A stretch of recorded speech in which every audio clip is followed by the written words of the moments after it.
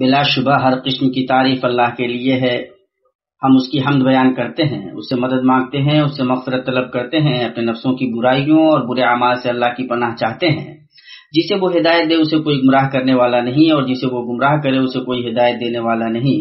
میں گواہی دیتا ہوں کہ اللہ کے سوا کوئی معبود برحق نہیں، وہ ایک ہے، اس کا کوئی شریک نہیں، اور میں گواہی دیتا ہوں کہ محمد اللہ کے بندہ اور اس کے رسول ہیں.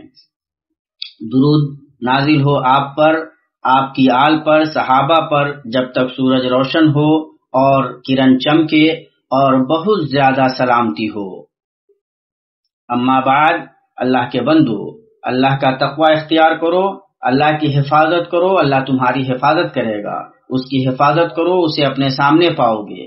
خوشحالی میں اللہ کو پہچانو، بدحالی میں اللہ تمہیں پہچانے گا. جب مانگو تو اللہ سے مانگو، اور جب مدد طلب کرو تو اللہ تعالیٰ سے مدد طلب کرو. مسلمانوں، سب سے عزیز چیز جو اس دنیا میں انسان کو ملتی ہے وہ اللہ اور اس کے رسول پر ایمان ہے، جو اسے بلند مقامات اور اونچی حیثیتوں سے نوازتا ہے. جب اللہ اپنے بندوں میں سے کسی بندے کو اس نعمت سے سرفراز کرتا ہے تو اس سے فوت ہونے والی کوئی چیز اسے نقصان نہیں پہنچاتی کہ اس نے پورے خیر، پوری سعادت اور بلند ترین کمال کو پا لیا. اور یہ عظیم نوازش ہے اور کیا ہی پروقار عطیہ ہے. اللہ تعالیٰ کا فرمان ہے، اور اسی طرح ہم نے آپ کی طرف اپنے حکم سے روح کو اتارا ہے. آپ اس سے پہلے یہ بھی نہیں جانتے تھے کہ کتاب اور ایمان کیا چیز ہے، لیکن ہم نے اسے نور بنایا. اس کے ذریعے سے اپنے بندوں میں سے جسے چاہتے ہیں ہدایت دیتے ہیں. بے شک آپ راہ راست کی رہنمائی کر رہے ہیں. اور اللہ تعالیٰ نے فرمایا، لیکن اللہ تعالیٰ نے ایمان کو تمہارے لیے محبوب بنا دیا ہے اور اسے تمہارے دلوں میں زینت دے رکھی ہے، اور کفر کو اور گناہ کو اور نافرمانی کو تمہاری نگاہوں میں ناپسندیدہ بنا دیا ہے. یہی لوگ راہ یافتہ ہیں اللہ کے احسان و انعام سے، اور اللہ دانا اور باحکمت ہے.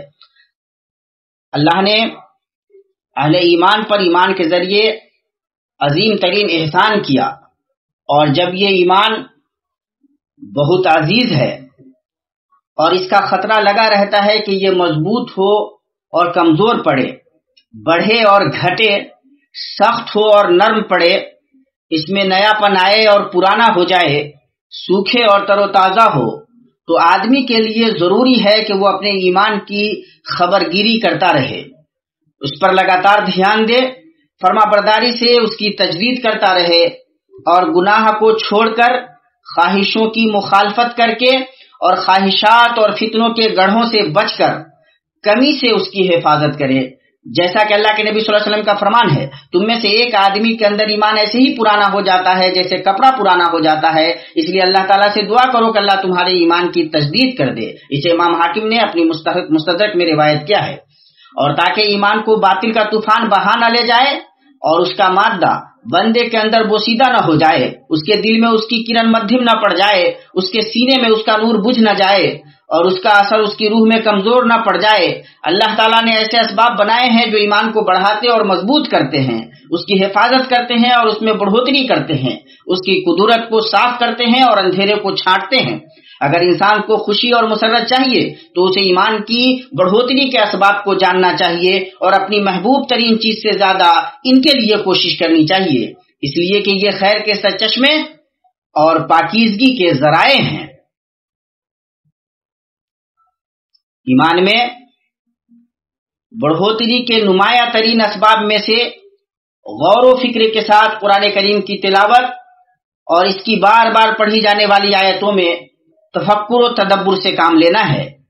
اس لیے کہ قرآن کریم اللہ کا کلام ہے اور یہ اللہ تک پہنچنے کا راستہ ہے، اس کے اسماء و صفات سے متعارف کرانے والا ہے، اور اس کی شریعتوں اور اس کے احکام کو کھولنے والا ہے. اس پر توجہ دینے والے کا ایمان بڑھتا ہے اور اس سے اعراض برتنے والے کی حسرت، نقصان اور ذلت بڑھتی ہے.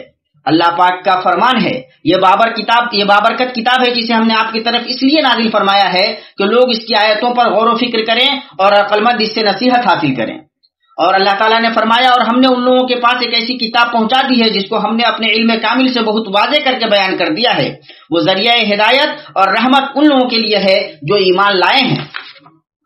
اس کتاب میں مومنوں کے لیے بڑا بھرپور حصہ ہے. ان پر اس کتاب کا سب سے اچھا اثر پڑتا ہے. آپ چاہیں تو اللہ عز و جل کا یہ قول پڑھیں.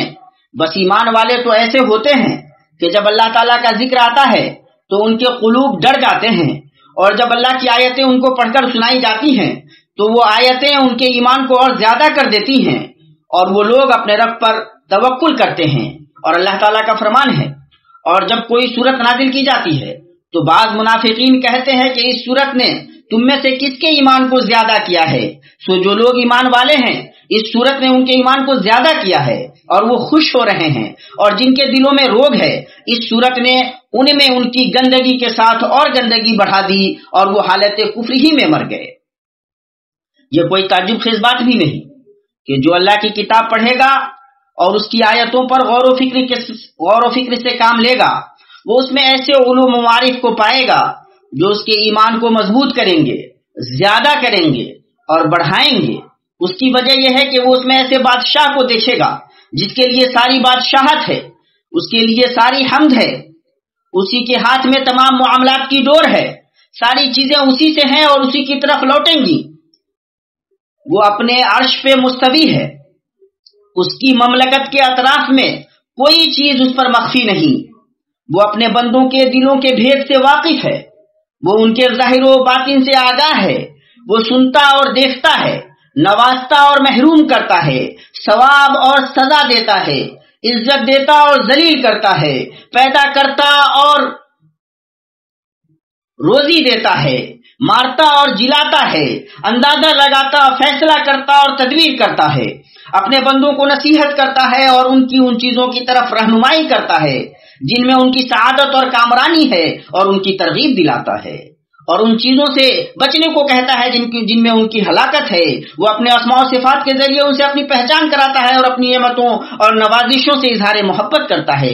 چنانچہ وہ انہیں ان کی یاد دلاتا ہے اور انہیں ان چیزوں کا حکم دیتا ہے جن سے وہ مکمل نعمتیں پا سکیں، اور وہ انہیں اپنے عذاب سے ڈراتا ہے اور انہیں یاد دلاتا ہے کہ اس نے ان کے لیے کیا عزت و شوکت کا سامان تیار کر کے رکھا ہے اگر وہ اس کی اطاعت کریں، اور کیا عقوبت و سزا تیار کر رکھی ہے اگر وہ اس کی نافرمانی کریں. وہ سلامتی کے گھر کی طرف بلاتا ہے، اس کے حسن اور اس کی نعمتوں کا ذکر کرتا ہے، ہلاکت کے گھر سے ڈراتا ہے اور اس کی عذاب شناخت اور اس کے مصائب و آلام کا ذکر کرتا ہے. وہ اپنے بندوں کو یاد دلاتا ہے کہ وہ ہر طرح سے اس کے محتاج اور اس کے شدید ضرورت مند ہیں، اور یہ کہ لمحے بھر کو بھی وہ اس سے مستغنی نہیں ہو سکتے. وہ اپنے دوستوں کی بڑی لطافت سے فہمائش کرتا ہے، ان کی خطاؤں کو معاف کرتا ہے، ان کی لغزشوں کو بخش دیتا ہے، ان کا دفاع کرتا ہے، ان کی مدد کرتا ہے، ہر پریشانی سے انہیں نجات دیتا ہے، ان سے کیا ہوا اپنا وعدہ پورا کرتا ہے. وہ ان کا سچا مولا اور ان کے دشمنوں کے خلاف ان کا مددگار ہے. تو وہ کیا ہی بہتر مولا اور کیا ہی بہتر مددگار ہے. تو جب دل قرآن میں ایسے عظیم، رحیم، سخی اور جمیل بادشاہ کو پائیں گے جس کی یہ شان ہے تو کیسے اس سے محبت نہیں کریں گے، اور کیسے اس سے قریب ہونے میں باہم مقابلہ نہیں کریں گے، اور کیسے اس کی محبت کے حصول میں جانے نچھاور نہیں کریں گے، اور کیسے اس کا نام نہیں لیں گے، اور کیسے اس کی محبت، اس کا شوق اور اس سے انس دلوں کی غذا اور دوا نہیں ہو جائیں گے کہ اگر یہ نہ ہو تو دل فاسد اور ہلاک ہو جائیں اور زندگی سے کوئی فائدہ حاصل نہ کریں. امام ابن قیم رحم اللہ فرماتے ہیں، خلاصہ یہ کہ دل کے لیے غور و فکر کے ساتھ قرآن کریم کی تلاوت سے زیادہ نفع بخش کوئی چیز نہیں. یہ سالک کے تمام منزلوں کی جامع ہے. اسی سے محبت، شوق، ڈر، امید، توبہ، توکل، رضا، تسلیم، صبر، شکر اور بقیہ وہ احوال پیدا ہوتے ہیں جن سے دل کی حیات اور اس کا کمال ہے. اگر لوگ جان لیں کہ غور و فکر کے ساتھ قرآن کریم کی تلاوت میں کیا ہے تو وہ تمام چیزوں کو چھوڑ کر اسی میں لگ جائیں. ان کی بات ختم ہوئی. مومنوں، ایمان کی بڑھوتری کے اسباب میں سے اللہ کو اس کے اچھے نام اور بلند صفات کے ساتھ جاننا بھی ہے. اس لیے کہ جو اللہ کو ان اسماء و صفات کے ساتھ جانے گا وہ اس سے محبت کرے گا اور ان کے ساتھ اس کے پاس آئے گا اور اسے اپنے قریب پائے گا. اللہ تعالیٰ کا فرمان ہے، اور اچھے اچھے نام اللہ ہی کے لیے ہیں، سو ان ناموں سے اللہ ہی کو موسوم کیا کرو اور ایسے لوگوں سے تعلق بھی نہ رکھو جو اس کے ناموں میں کجروی کرتے ہیں. ان لوگوں کو ان کے لیے کیے کی سزا ضرور ملے گی. جب بندہ جانے گا کہ تنہا اللہ ہی نفع و نقصان اور دینے اور نہ دینے کا مالک ہے تو اس سے اس کے اندر ظاہر و باطن ہر دو سطح پر توکل کی بندگی پیدا ہوگی. اور جب وہ جانے گا اللہ پاک سننے والا اور دیکھنے والا ہے، آسمانوں اور زمین کی ذرہ برابر کوئی چیز اس پر مخفی نہیں، وہ آنکھوں کی خیانت اور دلوں کی پوشیدہ باتوں کو خوب جانتا ہے، تو اس سے اس کے اندر زبان، اعضاء اور دلوں کی دھڑکنوں کو ان چیزوں سے بچانے کا داعیہ پیدا ہوگا جنہیں اللہ پسند نہیں کرتا. اور جب وہ جانے گا کہ اللہ غنی، کریم، سدا احسان کرنے والا، شفقت برتنے والا، بہت رحم کرنے والا اور بہت احسان والا ہے، تو اس سے اس کے اندر قوت امید پیدا ہوگی، اور امید بہت سی ظاہر و باطن عبادتوں کی طرف بلانے والی ہے.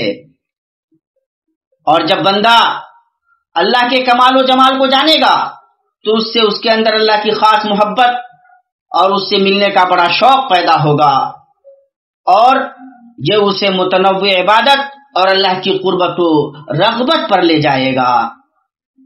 اسی لیے اللہ کے نبی صلی اللہ علیہ وسلم نے ان ناموں کے شمار کرنے کی خاص رغبت دلائی ہے. آپ صلی اللہ علیہ وسلم نے فرمایا اللہ کے 99 نام ہے، 100 سے ایک کم، جس نے انہیں شمار کیا جنت میں داخل ہوگا. اس کا مطلب یہ ہے جس نے انہیں یاد کیا، ان کے معنی و مفہوم کو سمجھا، ان کو دل سے جانا، ان سے اللہ کی عبادت کی، تو وہ جنت میں داخل ہوگا.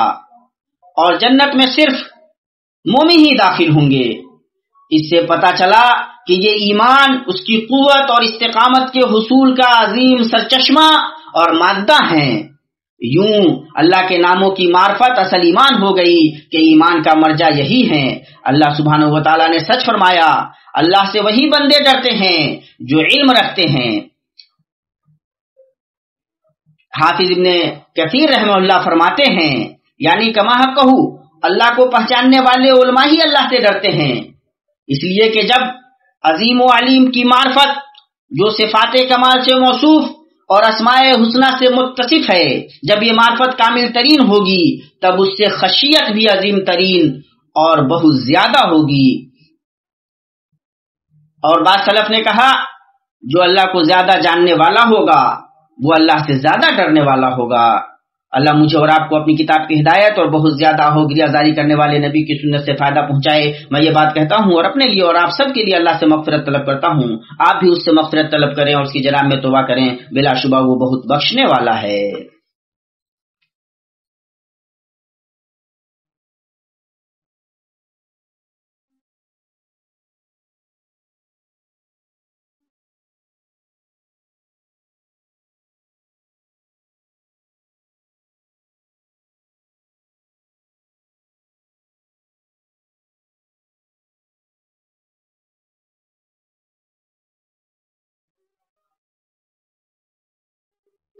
الحمدللہ، سب سے بہتر حمد جو ہو سکتی ہے اللہ کے لیے وہ حمد ہے.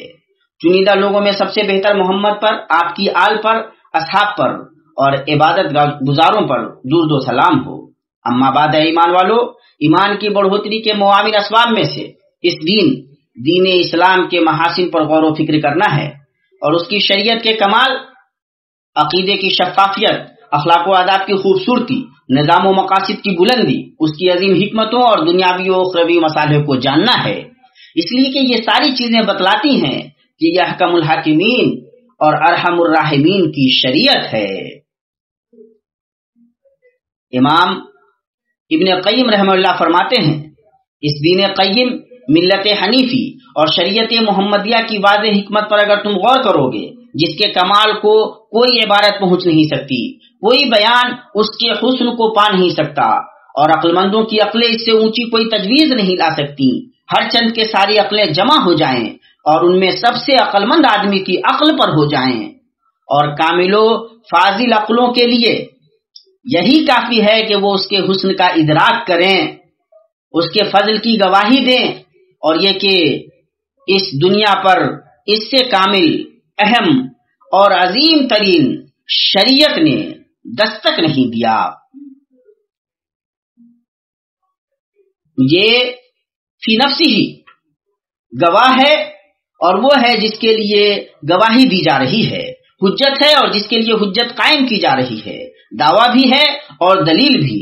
اور اگر رسول اس پر دلیل لے کر نہیں آتے تب بھی خود اس کا اپنے آپ میں نشان و دلیل ہونا اور اس بات پر گواہ ہونا کافی ہوتا کہ یہ اللہ کی طرف سے ہے، اور پوری شریعت اس کے کمال علم، کمال حکمت، رحمت، بھلائی اور احسان کی وسعت، غائب و حاضر کے احاطہ، آغاز و انجام کے علم کی گواہ ہے، اور یہ کہ یہ اللہ کی عظیم ترین نعمتوں میں سے ہے جن سے اللہ نے بندوں کو نوازا ہے۔ اس نور کامل کے سلسلے میں انسانوں کی بصیرتیں تین طرح کی ہیں۔ پہلی قسم ان لوگوں کی ہے جو بالکل یا ایمان کی بصیرت نہیں رکھتے، چنانچہ وہ اس روشنی سے سوائے اندھیرے، کڑک اور بجلی کے اور کچھ نہیں دیکھتے۔ یہ وہ قسم ہے جس نے اس دین کی پرواہ نہیں کی، اللہ کی اس ہدایت کو قبول نہیں کیا جس سے اس نے اپنے بندوں کی رہنمائی کی، ہر چند کے اس کے پاس ساری نشانی آ جائے۔ دوسری قسم کمزور بصیرت والوں کی ہے، وہ اپنے آبا اور اسلاف کے پیروکار ہوتے ہیں، ان کا دین عادت اور تربیت کا دین ہوتا ہے۔ یہی وہ لوگ ہیں جن کے بارے میں امیر المومنین علی رضی اللہ عنہ نے فرمایا، یا حق کے آگے جھکا ہوا جس کے پہلو میں کوئی بصیرت نہیں۔ یہ لوگ اگر اہل بصیرت کے پیروکار ہوں اور انہیں کوئی شک و شبہ نہیں ہو تو یہ نجات کے راستے پر ہیں۔ تیسری قسم، اور یہی وجود کا خلاصہ اور بنی آدم کا لب لباب ہیں، یہ نافذ ہونے والی بصیرتوں والے ہیں جن کی بصیرتوں نے اس نور مبین کو دیکھا اور اس کے سلسلے میں وہ ایسی بصیرت، یقین اور اس کے حسن و جمال کے ایسے مشاہدے سے مالا مال ہوئے کہ اگر ان کی عقلوں پر اس دین کی ضد پیش کی جائے تو وہ اسے گھٹا ٹوپ اندھیری رات کی مانند دیکھیں۔ ان کی بات ختم ہوئی۔ یہ باتیں رہیں اور درود و سلام بھیجو سب سے بہترین مخلوق پر جن کا اللہ کے ذکر کے ساتھ دنیا میں ذکر بلند ہے، اور جو آخرت میں ایسے سفارش کرنے والے ہیں جن کی سفارش قبول ہوگی۔ اللہ تعالیٰ کا فرمان ہے، اللہ تعالیٰ اور اس کے فرشتے اس نبی پر رحمت بھیجتے ہیں۔ اے ایمان والو، تم بھی ان پر درود بھیجو اور خوب سلام بھی بھیجتے رہا کرو۔ اللهم صل وسلم على أكرم رسلك وخاتم أنبيائك، وارض عن خلفائه الأربعة الراشدين أبي بكر وعمر وعثمان وعلي، وعن سائر الآل والأصحاب، وعن سائر الآل والأصحاب ومن تبعهم بإحسان إلى يوم المآب، وعنا معهم برحمتك يا عزيز يا كريم يا وهاب. اللهم أعز الإسلام والمسلمين، اللهم أعز الإسلام والمسلمين، وأذل الشرك والمشركين، ودمر أعداء الدين، واجعل هذا البلد آمنا مطمئنا رخاء سخاء، وسائر بلاد المسلمين. اللهم ما سألناك من خير فأعطنا، وما لم نسألك فابتدئنا، وما قصرت عنه آمالنا وأعمالنا من خيري الدنيا والآخرة فبلغنا. اللهم إنا نسألك الهدى والتقى والعفاف والغنى. اللهم آمنا في أوطاننا، وأصلح أئمتنا وولاة أمورنا، وأيد بالحق والتوفيق والتسديد إمامنا وولي أمرنا. اللهم وفقه لهداك، واجعل عمله في رضاك، وفقه وولي عهده لما تحب وترضى، وخذ بناصيتهما للبر والتقوى يا ذا الجلال والإكرام. اللهم أصلح أحوال المسلمين في كل مكان، وردهم إليك ردا جميلا يا رب العالمين. اللهم انصر جنودنا المرابطين على حدود بلادنا، كلهم معينا ونصيرا ومؤيدا وظهيرا يا رب العالمين. ربنا آتنا في الدنيا حسنة وفي الآخرة حسنة وقنا عذاب النار. ربنا ظلمنا أنفسنا وإن لم تغفر لنا وترحمنا لنكونن من الخاسرين. عباد الله، إن الله يأمر بالعدل والإحسان وإيتاء ذي القربى، وينهى عن الفحشاء والمنكر والبغي، يعظكم لعلكم تذكرون. فاذكروا الله العظيم الجليل يذكركم، واشكروه على نعمه وفضله وآلائه يزدكم، ولذكر الله أكبر، والله يعلم ما تصنعون.